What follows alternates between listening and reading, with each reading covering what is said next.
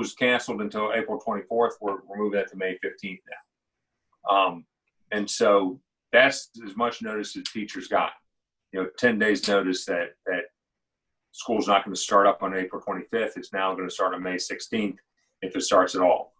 So I think that everybody's taken a wait and see approach, and if some of these medicines, antiviral medicines come out and make it safer. We talked earlier, I think before we put the camera on, that best case scenario, and it's a real hope for everybody that there's a vaccine in the fall. Well, that wouldn't help, fall sports. But if there's an antiviral medicines that come out and less risk of people going to the hospital if they were to get the virus and so forth, I think that they everybody wants to get back to normal as quickly as possible. But you're balancing that with, I don't know how it is in Connecticut now. In Maryland, if you go to any public place indoors, you have to, you're required to wear a mask now. So it's a real strange world, between that and saying, hey, we're ready to get out there. Let's start competing. Let's have some 7-on-7. Let's get 50 guys in a weight room together and sweating and breathing hard and so I don't know where we find that balance yet. Yeah, in Connecticut, that's starting to Monday. Right. Okay. Yeah. When I went to the grocery store last time, I didn't wear one. I didn't have one, but now I have one. So yeah. But yeah, and now, we touched on with kids. Do you think that there might be how do you feel the kids going into the season that are in the program right now, not that aren't leaving and aren't coming in? Do you feel like their passion's going to be there when it gets back? Do you feel like it's going to? Yeah, I think so. That's a good question. I think so. I think that there's a lot of pent-up energy that they're ready to go. We're getting good responses, as I said, with our workouts and kids posts into that. The great thing about football is it's such a team sport. I think it's the ultimate team sport. And you have 22 players that each have kind of a different role on the field at the same time. And on your side of the field, all 11 have to do things right to be successful. So there's a real unity there.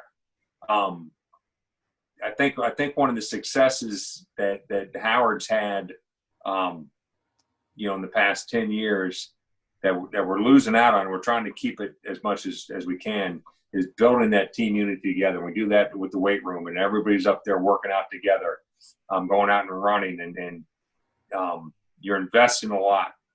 And so I think that's why it's important that we're communicating with these kids every day, our players every day, having them do a uniform workout together, reporting their times in. So as much as they can, staying together and sharing. It's hard to go out and do a workout on your own. It's just, especially when you have all the time in the world, because you don't have school, you're not allowed to go anywhere. So when you can have a goal, hey, I did the workout, it took me this long, I did a personal best in this, and this, and then you post that to all your teammates, that's a big incentive. And it helps you get off the couch and get out there and feel like you're actually doing something. So I think that's something that we've been able to take advantage of, and one of the strengths of Howard. And it's just no one expected this, and it's so how are you going to adjust to how things are different?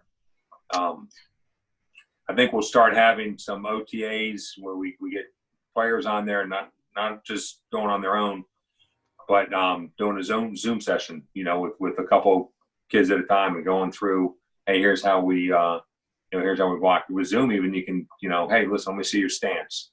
Let me see if you're getting a pass drop. So there's a lot of stuff that we can do to keep the kids feel like they're part of the program and involved in something. I think it's important now too, with everybody just stuck at home and You know, it's as you know, passing each day is a challenge. You know, you can only watch Tiger King so many times. Yeah. And then something. Um, uh, well, I wanted to go off of you know you talked about the Zoom thing. Do you feel that's a good estimate for you to really see because there is a difference between in person, uh, you know, like watching them versus because we talked about the highlight part about like colleges don't like to just watch highlights. Right, right. Um, so do you feel like that's going to be a good enough estimate for you guys to really see how well a player is going to progress throughout the summer? Well, you can't. There's no way that you can replace in person. You know, and so if you're using a camera and you're watching it, you're getting one angle, one view. So if I were to say if it were like where the lineman hitting the sled, you know, I can stand behind the sled. I can see the lineman coming off, how they're hitting it, and so forth and so on. And I can say, well, let me get behind because I can see different things from behind them. Are they you know, just a lot of different angles and so forth that you just can't see when you're watching, you know, watching the video or even watching it live through Zoom. But that's the reality we have right now. So I think it's better than nothing. But no, you can't replace it, and you can't replace the so much of, you know, like in offense especially is timing. And you can't replace that with you know, just a video and doing that. Football is a physical contact sport, so you can't replace, you know, getting your hand on somebody else, even if you're just walking through, just hand placement. Having a running back reading a block in front of them, even if you're just walking through it. So you can't replace that. You can show it from our huddle, you know, our stuff. We've been fortunate enough to have our sideline shot and our end zone shot, you know, from games. So you at least have two angles there. But there's nothing that can replace doing it. And as a coach, there's nothing that can replace seeing it. You know, we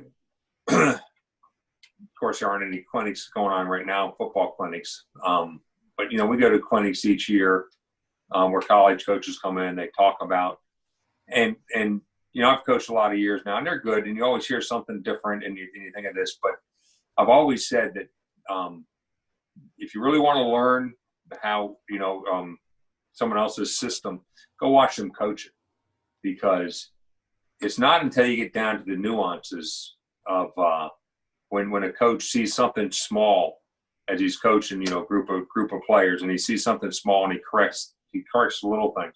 What's important, you know, if it, you know, hey, if I'm going to block you, okay, your job is to block and make sure to make a tackle. That's at the high level. Well, you're going to start out, you're going to be in a stance. Okay, good. That's the next level. Now you'll be lower, and that's the next level. Then you get into how your footwork is, and then how your hand placement is, and all those little things. Just it's really hard to translate. Even someone that's been around as long as I have, listen to a college coach that's been around as long as I have, and just showing a quick video as opposed to going out to their practice. We went to West Virginia one year, watch them.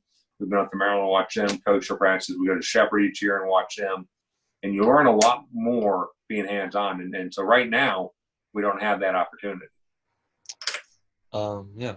Just two more questions. And so in that community with high school sports, do you feel the illness with all this going on is going to be taken a little bit more seriously when, you know, a kid says they're sick and they don't want to go out and practice, or, you know, just minor things like that? Do you think there'll be more precaution when that type of situation arises now? So do you mean like with somebody so someone comes up to practice and says, yeah, I might have a slight fever and a dry cough, you're going to be much more concerned than maybe a year ago when someone said, I don't feel great, you know, and they're like, hey, football, tough it out. Mm-hmm. Yeah, I think definitely. I think that you can look at concussions as being a good barometer of that, you know.